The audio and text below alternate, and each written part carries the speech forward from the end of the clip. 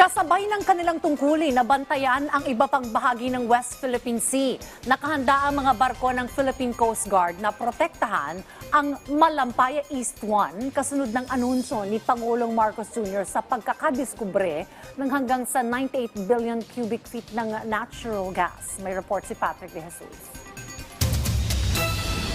Higit 80 kilometro mula sa hilagang kanluran na bahagi ng Palawan ang lokasyon ng Malampaya East 1, sakop ng Exclusive Economic Zone ng Pilipinas sa West Philippine Sea.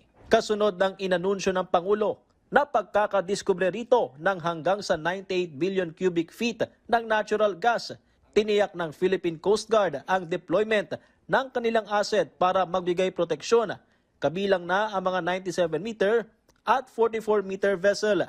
Gayon din ang pagpapalipad ng eroplano. The Philippine Coast Guard will be more proactive.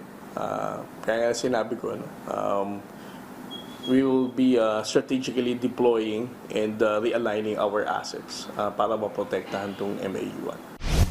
Bukod pa ito sa pagbabantay sa iba pang bahagi ng West Philippine Sea. Sa ulat na inilabas ng PCG, naobserbahan noong 2025 na mas lumalapit pa ng hanggang sa 20 nautical miles mula coastline ng Luzon, partikular sa bahagi ng Zambales, ang mga barko ng China Coast Guard. Kaugnay nito, napansin noong nakaraang taon na mas malayo na sa Scarborough Shoal o Bajo de Masinloc ang operasyon ng mga mangingisdang Pilipino. Kaya't mas naging kalat ang kanilang lokasyon para may pagpatuloy ang pangingisda. They are focusing on moving them farther, palayo ng Bajo de Masinloc, kung kaya't napapalapit din yung mga Chinese Coast Guard. Because whenever they drive them away, they're also tailing all these Filipino fishing boats. Sa gitna nito, pinaigting ng PCG ang pagpapatrolya kung saan sa kada buwan noong 2025 ay umaabot ng 31 patrol days ang kanilang mga barko. Our main objective is to, one, prevent the Chinese Coast Guard in normalizing their illegal presence.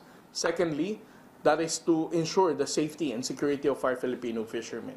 Kabilang sa binabantayan ng Chinese research at survey vessels na umabot sa 46 ang namonitor na aktibidad noong nakaraang taon.